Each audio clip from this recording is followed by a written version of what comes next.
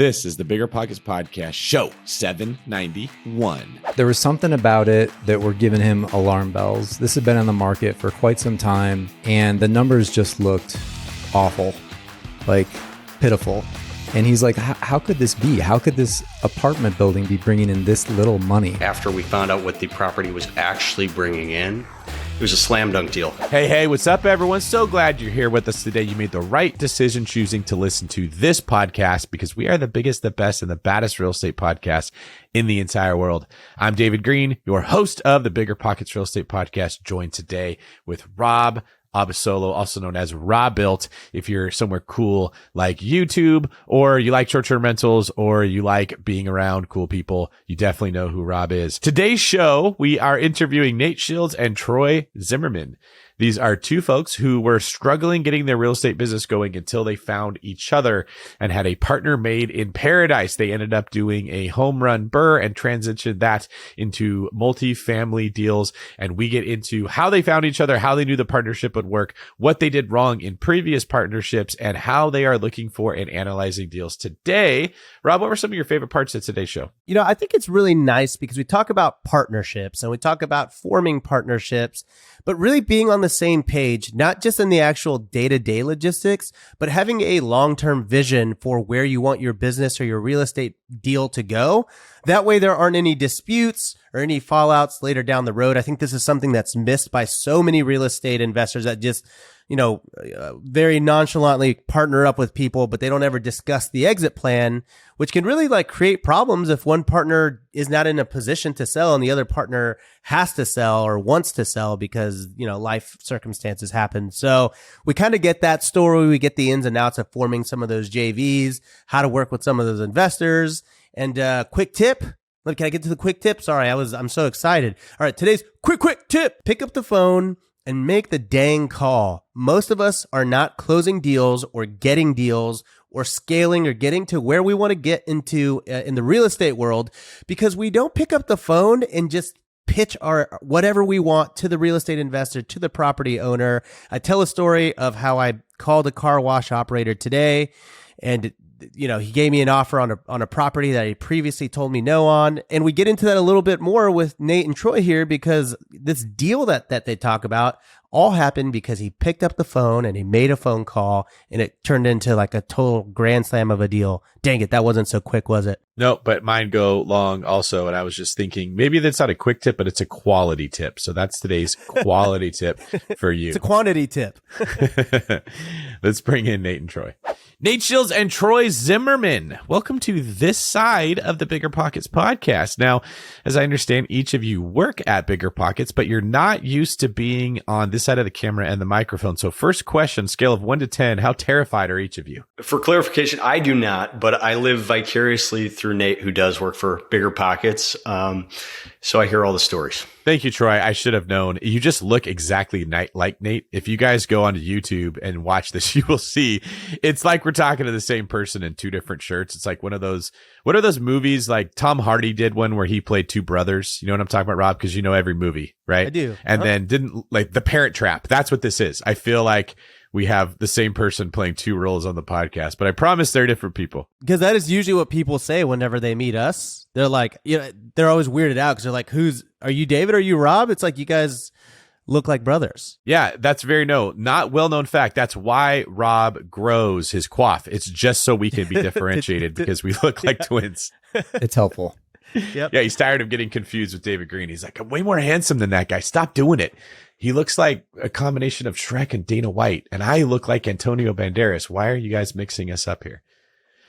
All right, so in today's show, Nate and Troy are going to walk us through a deal that they're doing that includes a new joint venture, as well as working directly with the seller.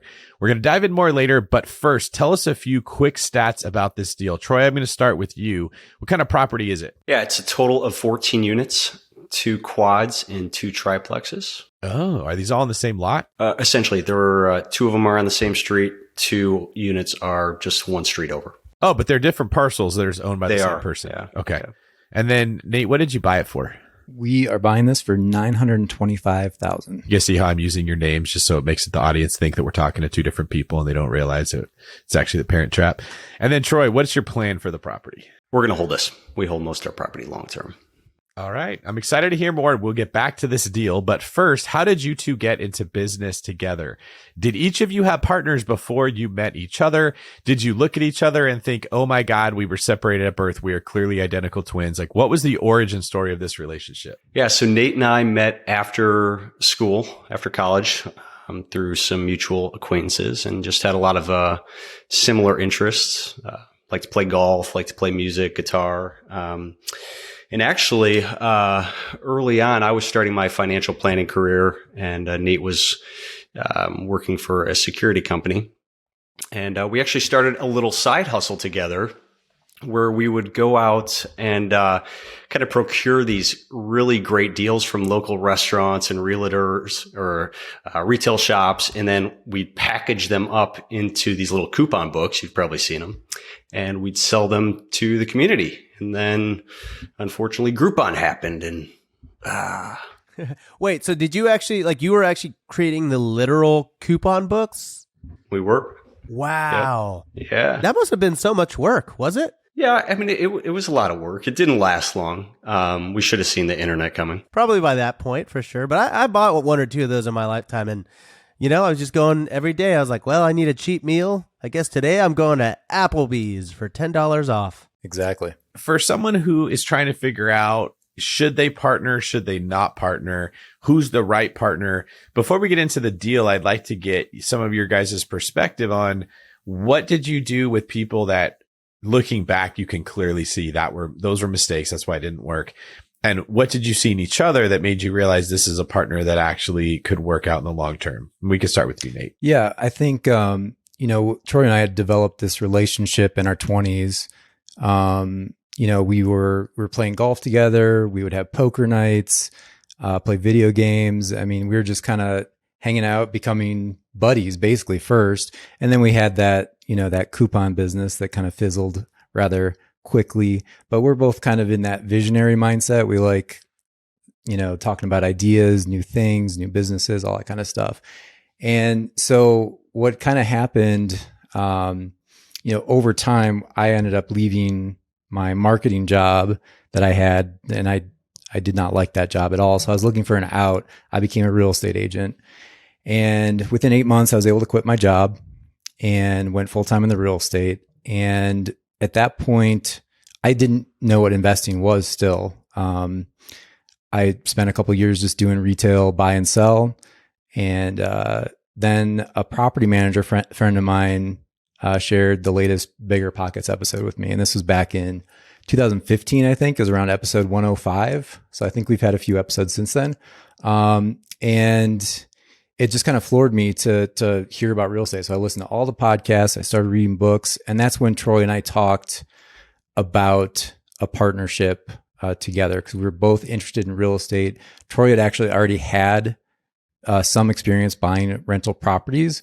And so we decided, you know, how are we going to build a business together? Does it make sense to work together? How can we do that? And really it was because that relationship that we had had for years at that point that we felt comfortable going into business together, especially because I felt like he had more of a financial mind, being a financial planner. I was, you know, in the trenches selling real estate every day. So I had my pulse on the market, but then he had also had experience on both the commercial side, managing some commercial properties and buying rental properties. So for us, it was just, you know, well, let's do this. Where do we start first? So you knew each other for a while. You got to know each other's character, personalities, and styles, and you believed this is a person that I could trust. And then you made another good point there. You had opposing skill sets. Doesn't do you any good to have 2 point guards on the same team. You want somebody who is covering a different base than you. Troy, anything you'd add to that? No, I think that's true to a certain extent. And yet, as I look at our real estate business, you know, real estate is not that hard. So I've watched our business change and our roles in the business change as needs have arisen. Like Nate said, for a while, he was an agent, and it was because of his, just his ability to access auctions in the MLS. At that point, he was kind of the deal sourcer. He would find the deals. And through that, we found our first Burr property, went to auction, bought it for 60 grand, rehabbed it, rented it, repeated, refied, repeated. It worked perfectly. It was a perfect burr, and then we never did it again. But but it was because of Nate's role at that time that he was finding the deals. That's shifted somewhat, and we've been able to kind of offload some of the responsibilities depending on who's carrying what at any given time. So Nate, you started off finding deals. Troy, you were sort of handling the back end of it, making sure everything got done. It's funny that you said you did a burr and then you stopped. I think so many people that were buying properties from 2014 to 2020 or so had that same experience. Like, we were so spoiled that you could do a burr, get 100% of your money out, be left with a cash flowing rental that had been fully rehabbed and was going to have no CapEx for the near future, and just think that's normal and it should happen all the time. And there's so many of them that we don't even need to go do this again. Right. And now we're in this market where we're like, I'd give my left arm to have anything that cash flowed a little bit. And if I leave 10% of the money in the deal, I'd be thrilled with it. We can't find those anywhere. And we're all looking back, kicking ourselves saying, why didn't I buy more real estate when I could? What was your mindset at the time when you guys did that deal that prevented you from going after more? Yeah, well, I think, the most important investment that anyone makes is their first deal, because it kind of gets them over that hump of, I can do this. And you learn a lot in that process. And so for me, there are two things that kind of held me back from investing in real estate. One was just like, how does a real estate transaction get put together?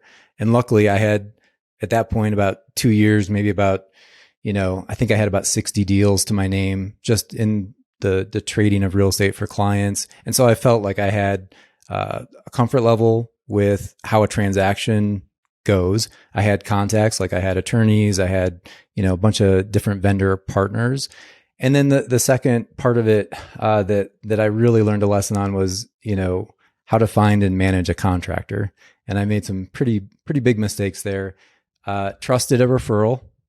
And usually that's a great place to start, but you still have to do another layer of vetting. And I did not vet this contractor hard enough. And he just took way too long, went way over budget. It was poor quality work on top of all of that. And then it delayed our process to be able to complete, kind of the burr strategy. And it led us into basically the fall, which is not a great time to try to rent a property in the upper Midwest. And so luckily we did find really fantastic tenants, but it did delay our timeline by several months. And so I learned some lessons on how to find contractors, and that led to some better experiences down the road where I was actually able to partner with some contractors that knew how to work with investors. I knew how to better manage them, and I knew what to look out for as well. Contractors are such a tricky referral because when I get a good contractor, it's like, I don't want you to know who that contractor is. I don't want to give you my guy, right? I'm going to give you someone else's guy that I heard they use, and maybe I have their contact info. Is it the same with you, Rob? Oh yeah. I ruined my contractor in California for myself. He was the best contractor in the city. I'm not even going to say the city because I've already ruined that city too. But everyone goes to him now. He's built dozens of homes for people that I referred out. And now I can't even get a quote for like 3 months, and like he's expensive now, and it's a whole thing. And I'm like, well, I'm happy you're winning, but I'm now losing because I helped you win. So you have this budding relationship. You guys have sort of figured out we want to be in business together. How did you align on where you wanted to go?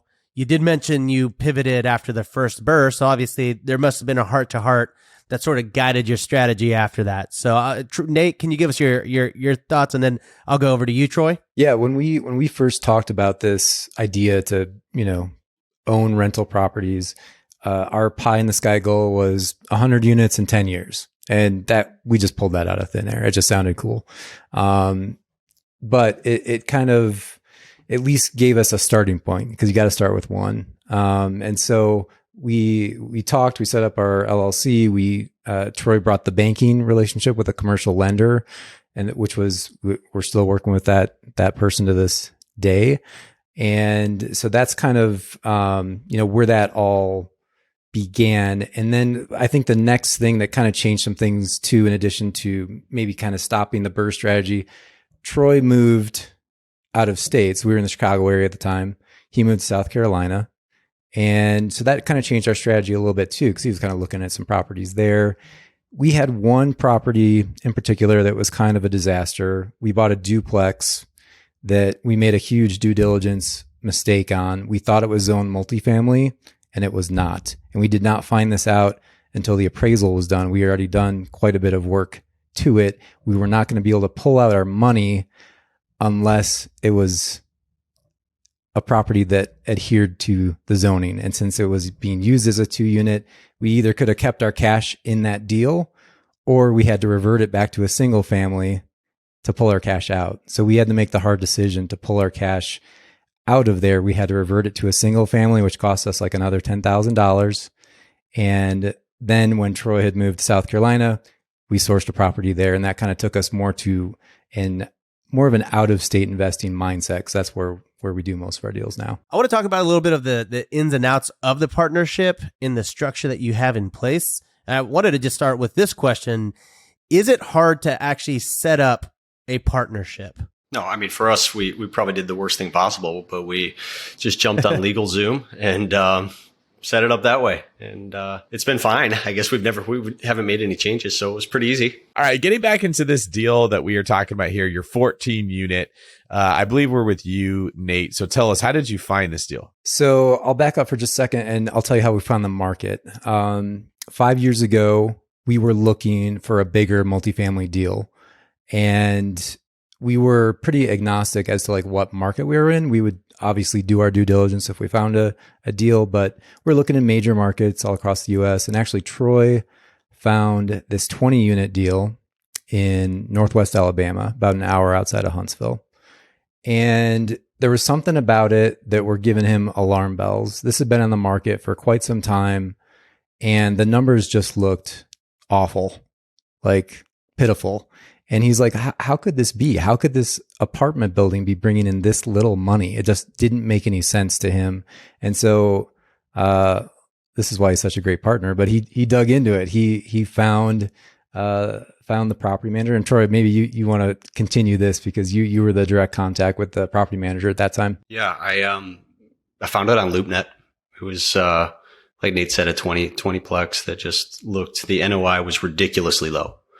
And instead of just passing it over, I thought I'd call the property manager, and called him up and kind of said, I asked him, why are these numbers? Why is the rent so low on this property? And he kind of laughed and he said, the only thing I can think of is that I switched property management software halfway through the year, and they only took one of the 1099s and listed it as the income for the entire property.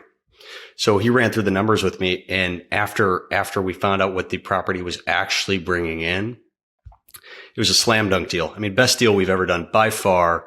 I think that was a lesson for me. Just pick up the phone. I mean, the best deal of your life can be one phone call away. So, with that being said, that is how we actually met Robbie. He was the property manager who picked up the phone when I called. And we love the guy. And he has been so instrumental in our business. So not only does he manage that 20 unit for us, he brought us a 4-plex in 2020, early 2020. And then he just brought us this 14 unit deal completely off market. So, for us, our property manager has really been the greatest source of deal finding. So let me get clarification here. If I'm hearing this correctly, you found a deal on LoopNet that didn't necessarily work out. It was like, it's not that great of a deal. And then you were like, but yeah, I'm going to call anyway. You call, and then due to a technicality or a flub or a glitch, they're like, oh yeah, sorry, let me crunch the numbers, crunch. And then all of a sudden they're like, yeah, we were way off. It actually makes this much money. And then no one had made an offer on the property because the numbers looked bad at face value. Yeah. I mean, it's shocking, right? That no one had followed up on this. The numbers were so bad that I didn't think it was possible. And that's what prompted me to make that call. And it's been a great deal for us. Yeah. So that's what brought us into that particular market. And then over the last few years, we just remind Robbie, our property manager, hey, we're buyers. So if anything comes across your desk, we'd love to take a look at it. And after BPCon last October, we were pretty fired up like everyone was. And we reminded our property manager again, hey, we're looking for deals, especially if there's any kind of, creative finance element to it. We are buyers right now. Yeah, that's huge. And I want everyone at home to just listen to this. I was thinking about this earlier on my walk this morning, and on my walkabout, if you will. And one thing that I realize is I think that the reason most people don't scale or don't have success past like their first deal or even getting their first deal is because they just don't ever make a physical phone call. Like the moment you have to make a call, you just kind of get, I don't know, that's too much work. I'm too nervous about it. But it's just like calling people can lead to so many opportunities. I saw this car wash and, I'll say this, like there's a phone number on the door of this car wash and I was like, hey, maybe they'll sell it to me. And I called him 6 months ago and he was like, no, I'm not going to sell it, but thank you for reaching out. I appreciate it, but no, thank you. And I was like, all right, great. Walked by today, called him again, and he answered the phone. I was like, hey, it's me. I called you 6 months ago, just following up. And he was like, well, I'd sell it for $4 million if you're for real. He said you called me 6 months ago, and I was like, all right. It was not a great price. It's actually a very bad price, but I made progress in 6 months because I decided to call, and I almost did it. And I think that if I call him again in 6 months, maybe it'll go down to 2.9. I don't know. But the point is, calling over and over again warms people up. It builds rapport. And even if you fail at making those phone calls, it at least thickens your skin a little bit so that you can just do it. Because it is scary to make phone calls, I think. So kudos to you on doing that. Yeah. And I think especially in today's market, right? Everyone, the hardest part is finding a good deal. And yet so few people are willing to just take the extra step to make a deal happen. Well, this is what stood out to me about this. You see a deal in the MLS, the numbers are terrible. We've all seen that. Oh my God, that house is priced so high. Why do they think they're going to get that? Those cap rates don't make any sense. Like I hear these statements constantly. We view it like that's the price. It doesn't make sense. Moving on to the next one. When I see that, I'm not looking at it from my perspective of I want an easy deal. I just want to find something that makes a bunch of money. I can write one offer on, put it in contract and be done. I'm thinking how that listing agent must feel. This thing's been sitting on the market for 6 months, for 9 months with numbers that clearly don't make sense. They probably feel pretty bad about themselves. These listing photos are terrible. They don't even have an interior shot. Nobody's going to be asking about this. They're probably desperate for a phone call. This person probably really wants to talk to somebody about real estate. That listing might be expiring soon and they've got nothing to take to the seller. They're going to lose the listing completely.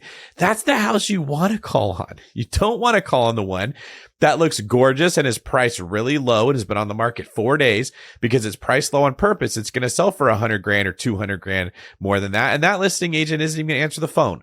They're going to give you some automated response that say, submit your offers through this portal on this website. You'll never get to talk to me. They're running an auction and your client's going to be frustrated. You call those ones that are obviously messed up and you find what you found, Troy. Oh, the rents are much higher. They're idiots. They don't know what they have, right? These pictures are terrible. The property looks way better than I thought. What were they thinking when they did this? And they want an offer. They want something. They want to start negotiations. They just want to feel wanted. They haven't gotten attention in 6 months, right? All their friends are getting dates and they're sitting there posting on their Instagram and they're getting 0 likes. And then you happen to leave that one person a comment and they're like, oh my gosh, I got attention from a buyer. This feels great. They want to talk to you all the time. Those are the deals that you should be looking for when you're an investor. But for some reason, we pass them all up and we chase after the same homes that everyone else is. All right. So let's see. Where are we? Troy, how did you negotiate this deal? So one thing when we're trying to vet markets in general, and I think it organically started just because it was where we lived, but we were about an hour outside of Chicago. And so we're hour outside of a metro area, decent demographics.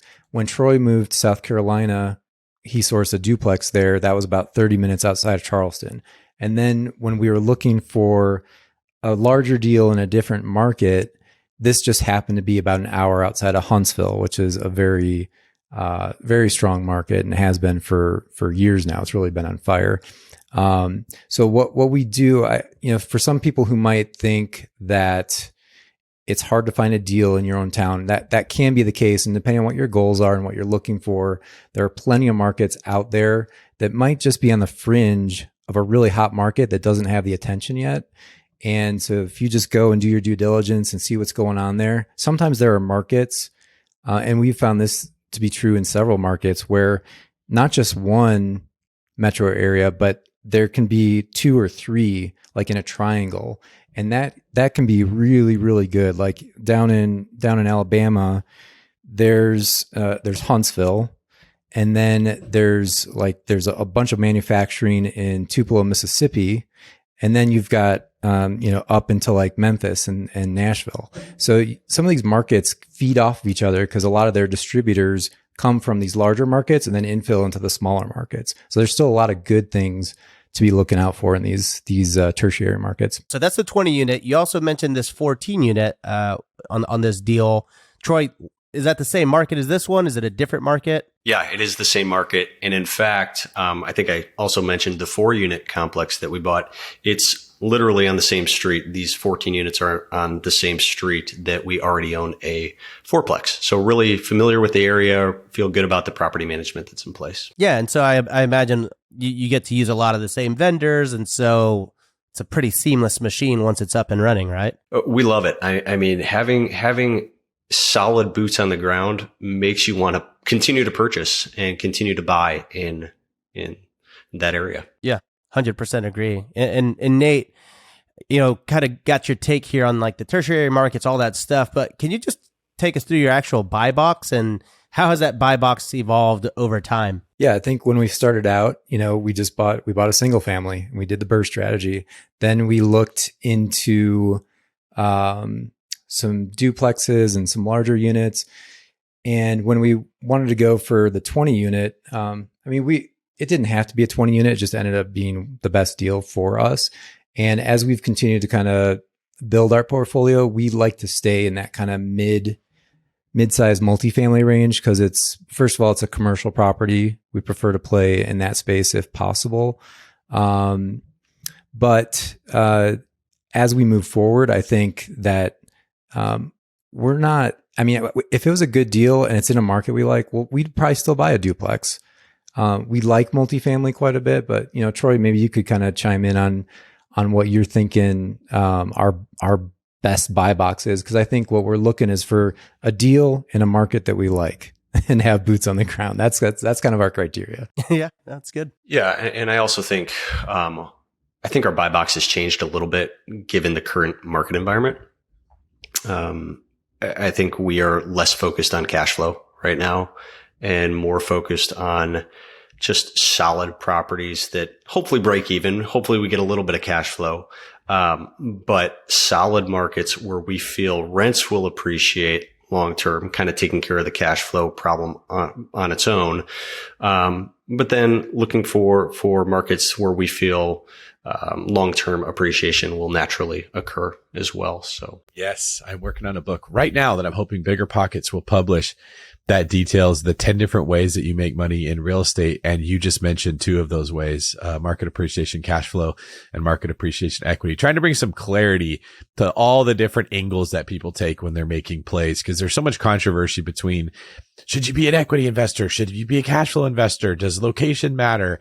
Should you be adding value? And really the answer is yes, you should be doing all of it, but you typically have to give up something to get others. So I like that you guys are sharing. This is the strategy that we are using and this is why. So therefore, these are the properties that we're looking for. Remind me, what did you pay for this deal? $925,000. That's right. $925. You said that earlier. And then, Troy, how did you negotiate that? Really did not negotiate as far as price goes because it was an off-market deal and the seller was adamant on his price. And he said, if someone can pay me $925, I'm willing to sell.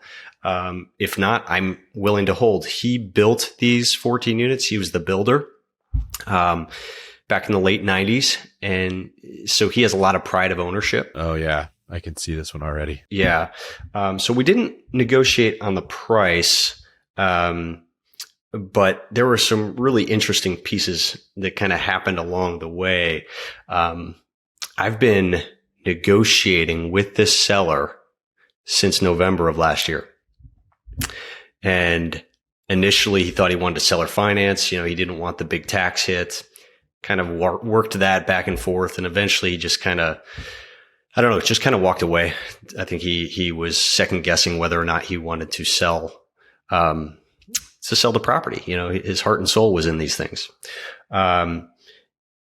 kind of let it be for a few months. And in January, just thought, you know what, I'm going to reach back out again. Another phone call, right? I'm going to reach back out to the seller and I'm just going to say, forget the seller financing. Let's work on a traditional financing deal. We'll work with our bank and we'd still love to buy these units. And at that point, I think he knew he needed to sell. He was in retirement and he agreed to that. So I guess we negotiated in the fact that we got him to accept the deal. So Troy, was that at all heartbreaking that you had a seller finance deal option, or was it like not a huge deal to switch to conventional lending? It wasn't a huge deal. Obviously, the seller financing piece was attractive in the fact that we thought we could get a lower rate. But it's not like he was pushing the amortization schedule out to 40 years or anything crazy like that. We also have such a good banking relationship that believe it or not, we're getting under 6 with our bank. So we weren't too worried about that. But we ended up, this deal actually ended up, a portion of it is being seller financed anyway.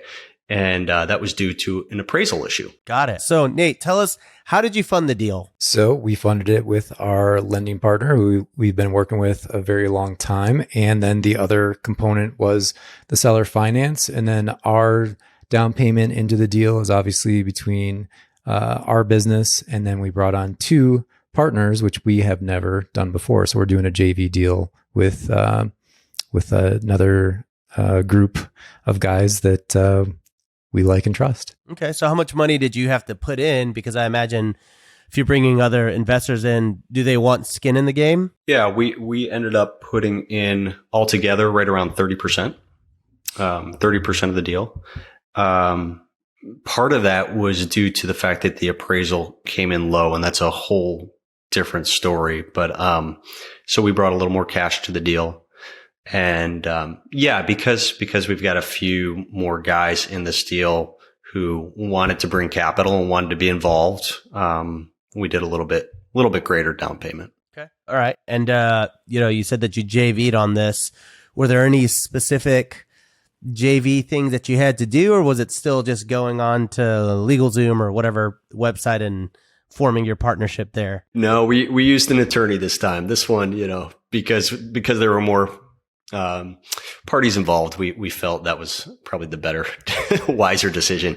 But really good guys and just guys that we've gotten to know and talk real estate with and feel comfortable kind of pursuing deals together down the road. So now, was there anything that you had to do to vet the partners that you brought in? Was there any learnings that you had from your previous, I guess, partnerships and everything? Because obviously if you're bringing in 2 new people, that's 2 different mindsets and 2 different philosophies that are coming into your investment.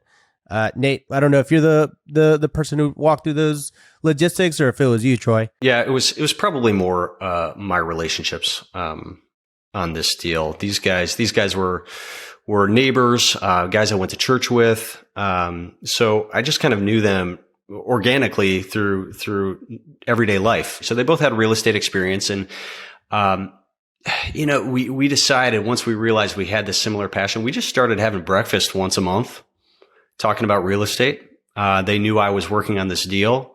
And for whatever reason, during one of these breakfasts, I just was kind of feeling a nudge to throw the deal out there. And I did. And I said, guys, what do you think about partnering on this? And Nate and I didn't need to, but I think it was a chance for us to grow and learn just how to partner and build a deal with more people involved. And these 2 guys jumped at the chance, and it's been great. It's been a lot of fun. What advice do you have for people who are, they have a decent friend group, but they're not sure who's interested in real estate, who could be a potential partner? They don't even know how to bring this topic up without feeling awkward. Yeah. I would say, like when I was a real estate agent, I was always told, no, don't be a secret agent, right? Tell everyone that you are in the real estate business. You need to tell people what you're up to, what you're interested in, what you're learning. And naturally these conversations will come up. I was, getting a haircut the other day, and real estate came up. And so it's like people are interested in real estate. Everyone knows something about real estate, right? They either know that their rent has gone up, has skyrocketed the last couple of years, and they'll vent on that, or they know that their neighbors got in a bidding war over a property and had to pay $50,000 over asking. Whatever it is, that everyone knows kind of how real estate works. So, a couple things is just don't keep it a secret. Share it no matter where you're at in your journey. Maybe you just read your first book or listened to your first podcast. Go tell people if it's exciting for you. That will rub off on other people, and they might have a connection, or maybe they'll end up being your private money lender or whatever it might be. And then the second thing is go hang out with people who are like-minded. So go find those meetups. You can just go to meetup.com or go to BiggerPockets and go to the network tab and find those local meetups. They're happening all the time, all over the place. And if they're not happening, go start your own. That's what I did.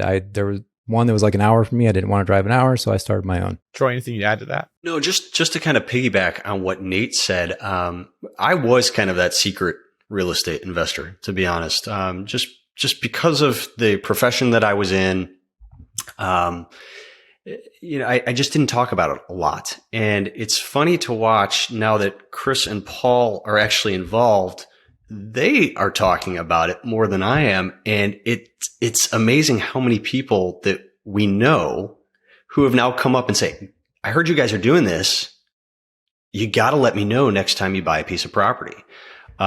So, I think everyone talks about how important your network is, and shame on me for not realizing that earlier, but it's true. I mean, it's true. The more people you know, and real estate is one of those things, everyone's attracted to it. So the more people you know and the more people you can share the story with, I think it's going to speed your journey along. Okay. And, one question here, since I'm kind of always interested to see how these types of things are formatted and everything like that. But with more parties involved on this particular deal, what can you share about communication and partnerships? Obviously, there's the legal side of it, and that's the ultimate form because it's all documented. But what about the actual day-to-day back and forth with investors, Troy? Is that something that you've had to sort of change your theories or your philosophies on? Yeah. I mean, not so much my philosophies, but definitely the practicality of picking up the phone and keeping everyone in the loop.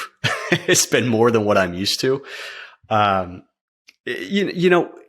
Thus far though, it's actually been an encouraging experience. When you're kind of, man, this deal has had a lot of hair on it that we're trying to close. And when you're talking to these guys, I mean, the encouragement that I get from some of these other guys, hey, you're doing a great job. Keep going.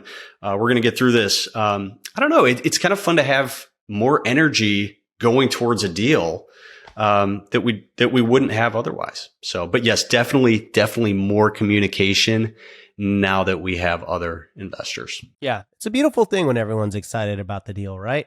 Yeah. Let's keep it that way. Yeah. You punch holes along the way and you try to make the deal not work, but just barely survive. And then it survives. And it's like, we did it. If we could survive our own, hole punching, then this is going to be a great deal. So tell me, Nate, where does it stand now? Like, I know you guys haven't closed yet. Are you guys approaching the finish line? How close are you to kind of rounding this one out? Yeah, less than a week. We are set to close. So we're very excited about that. And I guess just to kind of paint a picture, like Troy said, this deal was initially brought to us in November. And at the time of this podcast that we're recording today, it's middle of May. So that's a while, right, to work on a deal. But that's what's really important about making a deal happen is just be persistent. Good things take time, and good deals are going to take a little extra work sometimes, but they're totally worth it. Totally worth it. Could not agree more. The best deals rarely work.